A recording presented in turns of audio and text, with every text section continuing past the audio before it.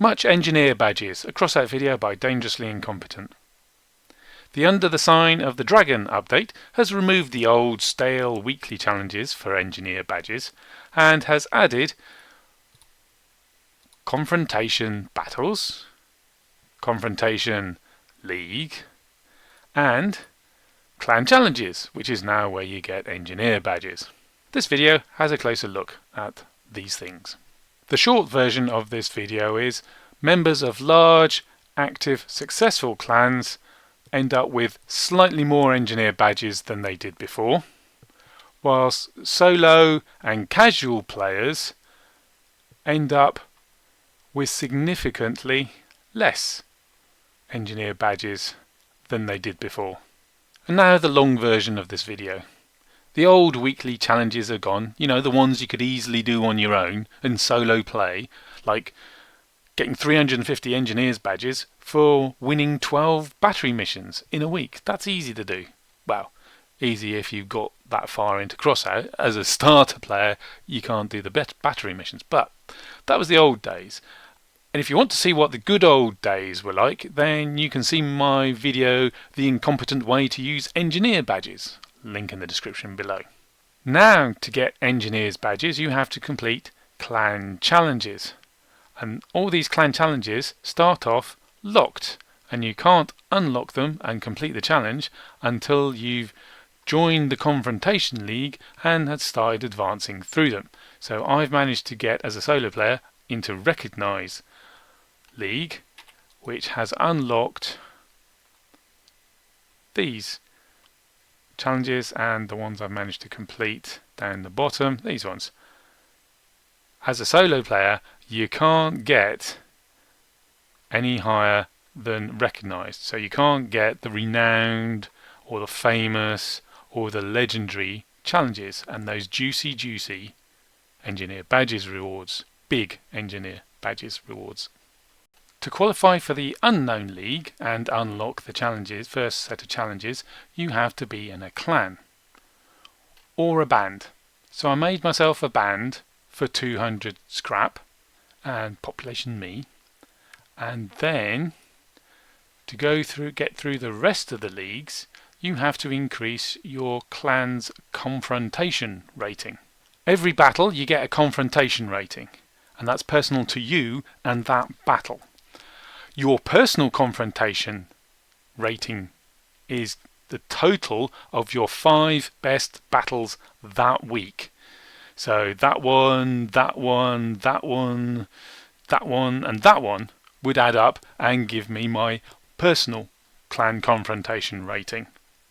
So it doesn't matter if you lose or do so badly that you don't even get any confrontation rating for that battle, which takes an awful lot of the pressure off. It doesn't matter if you lose, but you do want to get a big confrontation score for at least 5 battles. And then the total of all the clan's members' personal confrontation ratings gives you your clan confrontation rating, which determines which league your clan is in. Puff, puff, puff. And as you go up the leagues, you unlock the challenges. So unknown, being in the Unknown League gets you those challenges, and then Recognised gets you those challenges, and so on. Note that the low level leagues, the badge rewards are paltry. So you could, at most in Unknown, you can get 200, and then Recognised gets you 50s, Renowned more 50s, and a bit of 100. So the really large engineer badges, which make it all worth doing, are reserved for people in clans in Legendary League. You can complete these challenges, like destroy 350 enemies in Clan Wars, before you get into the famous league, but you don't get the reward until you've done both complete the challenge and unlock it by being in the famous league. And the leagues reset every Sunday afternoon. Confusingly, you get a confrontation rating when you play mission battles. And so I started doing that. I started playing mission battles, And working out what's going on isn't easy, because on the battle results screen it tells you your clan's current, I think it's your clan's current confrontation rating and how much it's changed that battle. So that 72, my first mission battle, it gave me your rating is 72 and that's a change of plus 72. Okay, fair enough. But to find out how much confrontation rating you got personally for that battle, you have to go to the history where it tells you. Well, no, it was 72. So the first 5 battles, they add up. Next one was 4, so 76. Add 88, yeah, and add 77. And then got an 87, which added up. And then the next one, I got 72, which is 68 better than the 4 that was counted before. So I've only gone up 68 rather than 72. Confusing, yes? Yeah, of course. But it does add up eventually and work out. The other thing is to notice that your confrontation rating for a battle doesn't correlate very well to the battle score. They're obviously weighting things differently. So in the first one I got a score of 791, it got me 72, okay. And the next one I got 41, it got 4. But where's a obvious one? Here's one. I got a score of 380, which is less than 79, but I scored 72. Whereas before I scored 72 in the rating, but I had to score 769 in the battle. The weightings are different, but I don't know what they are, but I can tell you that winning counts for an awful lot more in confrontation score than it does for your mission battle score, because your mission battle score is your performance compared to the rest of your team. Whether you win or lose is irrelevant, but for confrontation, winning counts for an awful lot more. So if you want a big confrontation score, you need to win. Now, playing missions was enough to get me to confrontation rating 738, and that's not enough to get out of the Unknown League. Even if I had a full band of 4 players, then we all got that much confrontation rating. That's enough, not enough to get us, the clan, out of Unknown League. In the update notes, the devs said that you get 10 times as much confrontation rating from confrontation battles as compared to mission battles. So next I played confrontation battles, and I started noting down who I was playing against, what confrontation league they were in, and which clan wars league they were in. And the devs aren't kidding about that 10 times as much score. If you compare this battle where I got 655 score and I won, to this mission battle where I scored 1,500, we won, and I got MVP. There I got 160 confrontation rating for not getting MVP and getting half the score. I got 1,000 confrontation rating as opposed to 160. So they're not kidding about that more confrontation rating in confrontation battle. So you want to play confrontation battle. So why they bother putting the confrontation rating in mission, I'm not sure, because it doesn't seem worth it. Although maybe it does count for clan activity, which is a qualifying thing you have to do to get the rewards as well. Or get the league, or get the rewards, or something like that. You have to be active to get rewards eventually. So I played a fair few at different times, looking at who I was playing against to have an idea about matchmaking. More of that in a moment. And then I played, and I got to a confrontation rating of 5,658. And then I played some more mission battles, but they didn't increase my confrontation rating at all, because their scores are just nothing compared to what you can get if you actually win. Yeah. Didn't even get MVP. 1,600. 5,500 confrontation rating was enough to get me out of Unknown League and into Recognised, but not enough to get me into Renowned. If my band had 4 people in it and we all got 5,500, that would be enough to get us into renowned. But still, renowned only gets you what, 50, 100, 150, 200, 300 badges. Not an awful lot compared to what we used to get. Completing 40 daily challenges would get you 400 badges. If you want to get into famous, you can't do it as a band. You've got to be in a clan, a large, active and successful clan, to get those large, and then into legendary for the nicely large engineer badge rewards. Now a word or two about matchmaking in confrontation battles. The purpose of matchmaking is to get you out of the queue and into a fair fight in a timely fashion. And I can tell you from experience, there is matchmaking in confrontation battles. If you go into confrontation battle as a solo player, as I was doing, matchmaker will try, that is try, not necessarily do, to put you against another ad hoc team of random solo players. But these matchmaking rules are weakly enforced. So if there's a group from a legendary league clan that has waited a whole 20 seconds to get into battle, oh, that's terrible, something must be done. Matchmaker will cheerfully serve you and 3 other random unknown league players into that battle to get slaughtered by their relics. Much fun. Take my advice, play at busy times to increase the chances of facing other players commensurate to your build and skill level.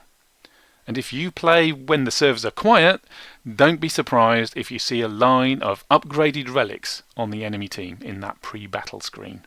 This update has not gone over well with the player base. It's not popular at all with a significant chunk of the players. There's people organising player rebellions, there's review bombing on Steam, and of course the YouTubers and streamers are all joining in and crying dumpster fire! But for future players, this all just is going to look like a carrot, an inducement to play in groups and join clans, and there's nothing wrong with that. And if you exclude the rewards, there's nothing wrong with confrontation battle and the leagues and the challenges.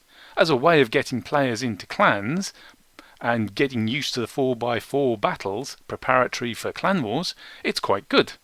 But for existing players, the weekly badge challenges have been taken away from us, and if we want to get them back, if we want to get badges, I'm forced to join clans and play in groups and play confrontation.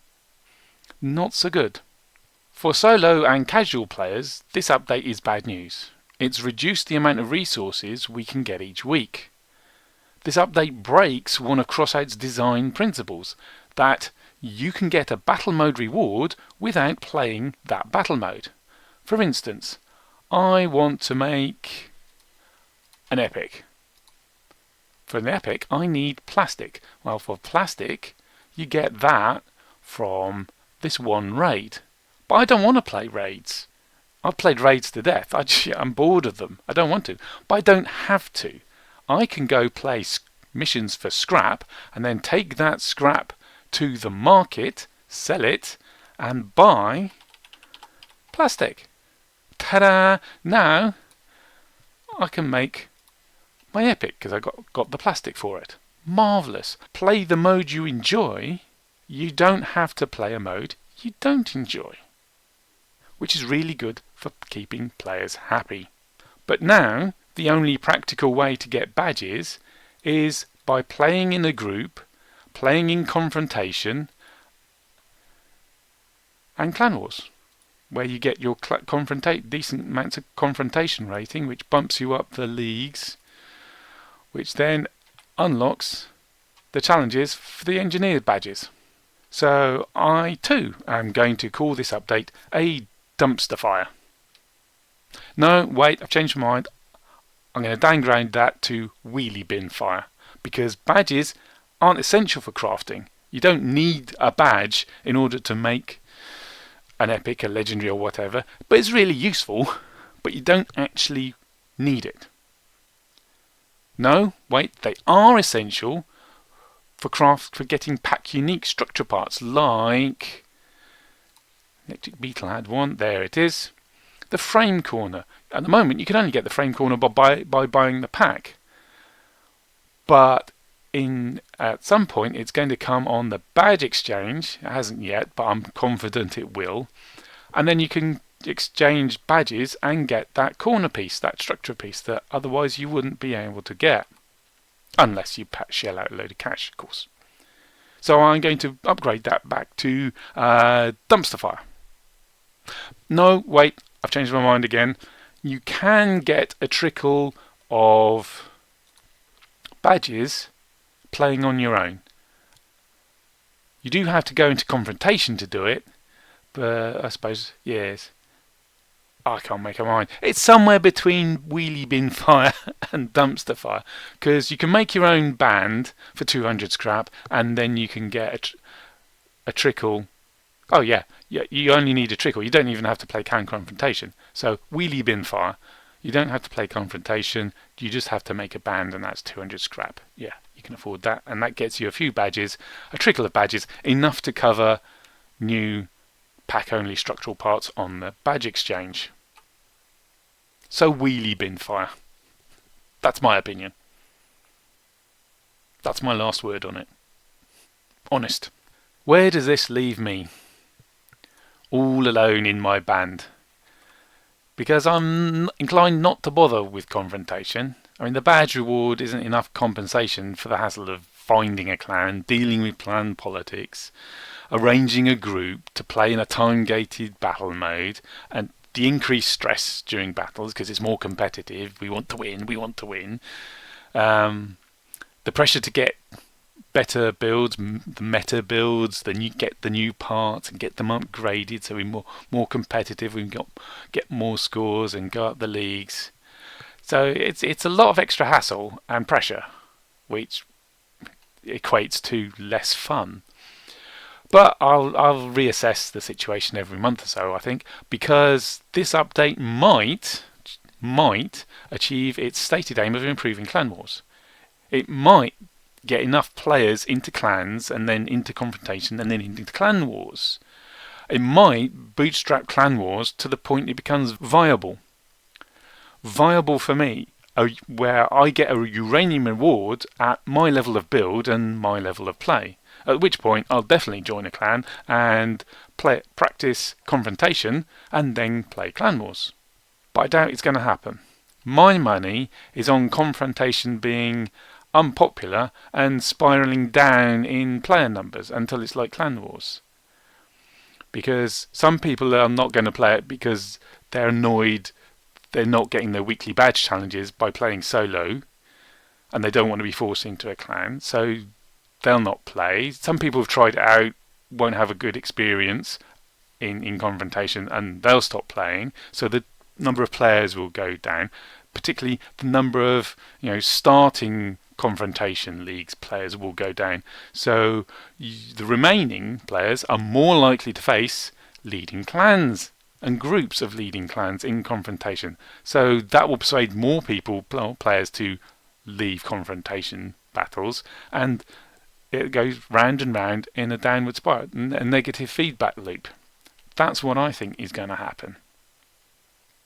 What do you think? Do you think this update has been a dumpster fire, a wheelie bin fire, or if this is great? Let me know on my Discord channel. Oh, and let the developers know as well, so they can continually improve Crossout.